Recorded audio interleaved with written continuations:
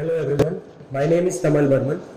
I am assistant professor at Kite University and I am in the department CSE AI. So today we will be discussing on the topic neural network.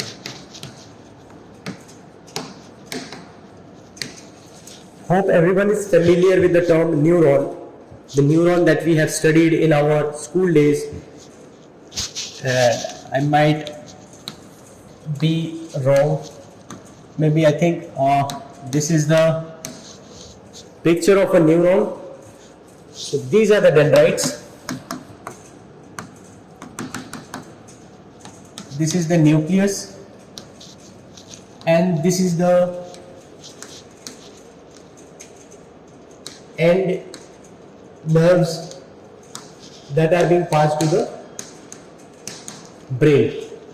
So how the functionality is that, let's suppose there is a hot object, and suppose a person touches the hot object. This is a hot object and the person touches it. So how the body reacts is that first in our hand there is a sensory neurons which are called the dendrites. These receives the signals which is a hot. This receives the signals. As soon as it receives the signals, this passes the message that the object is hot. This is done through chemically. So this message is passed, and it follows this path, and finally it sends this message to the brain. I hope this concept is clear, and we have studied in almost half our school days that how our neuron reacts. Okay, so based on this whole concept, scientists had derived the concept of artificial neuron. As we have seen the diagram of the real neuron, biological neuron, similarly this is the input.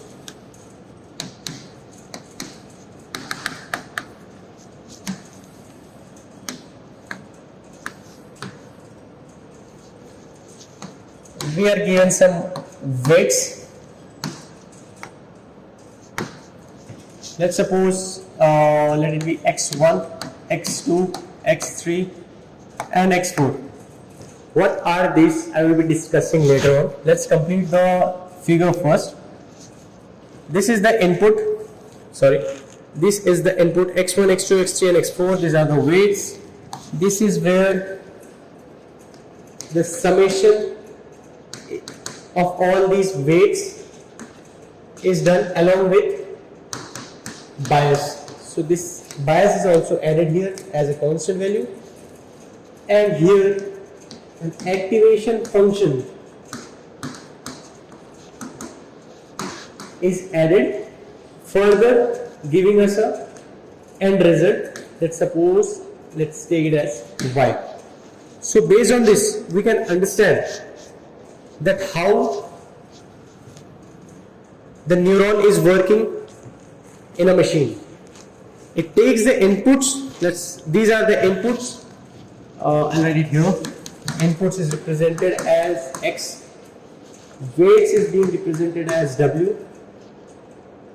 Or let's do this as a summation, and let's add it as activation as a. Okay. Weights is being done, and b for the bias. This signifies the summation symbol. A as activation function, and y as output. I hope this is clear. Next, let's take a live example and understand how this works. We must be familiar with this concept that if you study more, then you will be getting more marks and will be passing the exam. So let's take that concept, study out. Let's suppose another parameter is attendance, and the end result will be pass or fail. Okay. Study hours. We all know that if we study more, let's take it at 8 hours we are studying, and my percentage of attendance is, let's suppose it's 90%, let's suppose 90%. So it's obvious that we'll be passing, and we'll pass and representing it as 1, fail as 0. So according to these parameters, suppose a student is studying 8 hours followed by his attendance as 90%, so the end result will be pass, which is represented as 1. Next, let's suppose study hour of a person is 4. Attendance is around 45%. So it's very obvious that the guy will be failing the exam. Okay. So these are the parameters that are being given. Okay. From this, okay. One more thing that I forgot to mention, that the formula that we'll be using in neural network is Z equals to x1 w1 plus x2 w2 plus the bias, and it doesn't stops here, that is x1 x2. It depends on the portion, that how much parameters you are being given. For here I have the input as only 2, so I have used only 2 inputs. Okay, so let's deep dive into the example. We have been given the study hours followed by the attendance and the pass or fail. So how the working is done is, let's suppose x1, which is the input. I am taking input x1 as the first parameter, which was study hours, and x2 the second parameter as the attendance. Okay, so for the first case, let's suppose it was first student. The first student's parameters are x1 had 8 and x2 the attendance, it was around 90%. Okay, and these are the weights that are not being given. So how the weights are being assigned? Weights are being assigned randomly. Like let's suppose at first we are taking it as 0.7. Okay, weight 1, and weight 2 as 0.8. And also one more term is left, that is the bias, which we consider as a constant. So let's suppose the bias we are taking it as 0.6. Okay, so these are the weights that have been assumed by the machine, and these will be updated according to the error that we'll be discussing on the further video.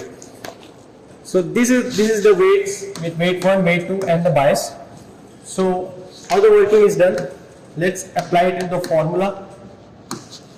x1, this whole formula is the summation part. I hope you are aware that I have used this formula.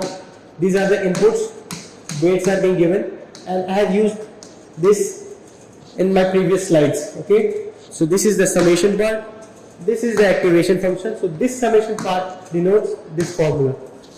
So substituting all these all these values in my formula.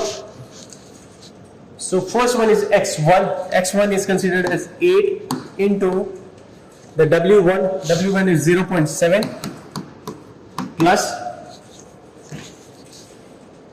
let's suppose this 90% we scale it to 0.9. I hope this is same, 90% or 0.9, just I'm just scaling it to within 1.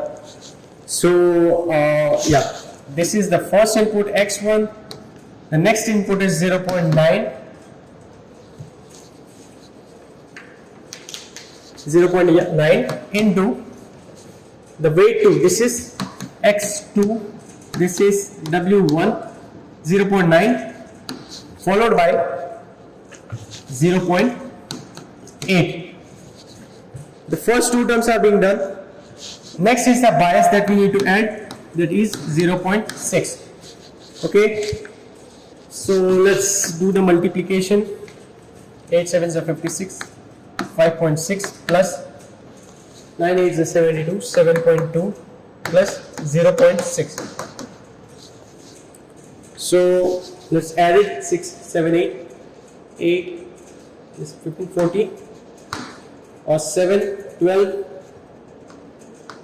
13 13.4. okay, we are receiving this value 13.4. Next, what we are doing is we have received 13.4 as the summation value. Okay, next part is applying the activation function. So there are many activation functions like sigmoid, ReLU, TANH or whatever. So most of the time you will be using the sigmoid activation function. So let's suppose I am using the sigmoid activation function. So I am passing this value to that function 13.4, and let's suppose this value is giving the this activation function is giving the value as let's suppose 0.87. 0.87 we have received as output after the activation function as 0.87. okay, so this is the output that we have been received by the neural network.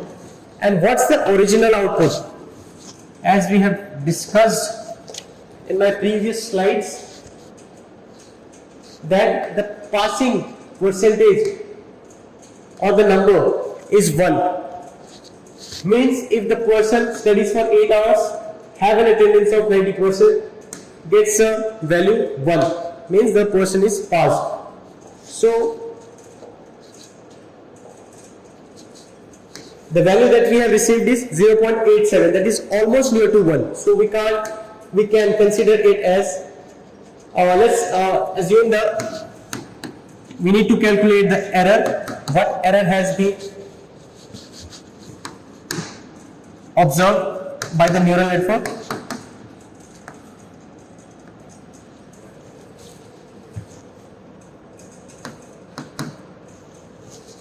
I hope, sorry, it's 0.13. Yeah, so the value is 0.13, that is the error. Means the error is very minimum. Means the assumed weights in a neural network that have been assumed randomly is working good. For example, let's suppose if it is given as 0.2, 0.1, let's assume weights as 0.2 and 0.1. So what will be done is, and let's assume the bias is 0.3. okay, so after assuming those numbers, we might get that the value that is being received after passing it through the summation followed by the activation, the value we might get received is 0.33. right? 0.33 means the error is very huge. 1 minus 0.33 is something around 0.66.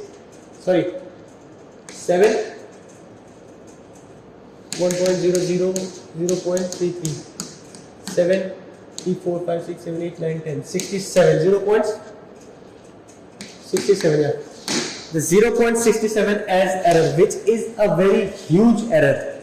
So what the neural network does is, it backpropagates. Backpropagates means, this is a new term. What backpropagation is, the weights that have been given and the inputs, according to those weights we are receiving it as 0.33. right? But our original output was 1.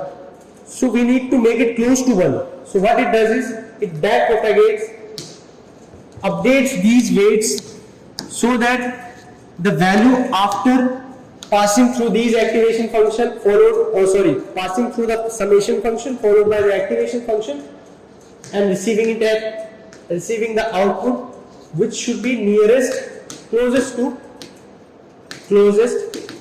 to 1, means error should be as minimum as possible. I hope this whole concept is clear. Let me repeat it once again.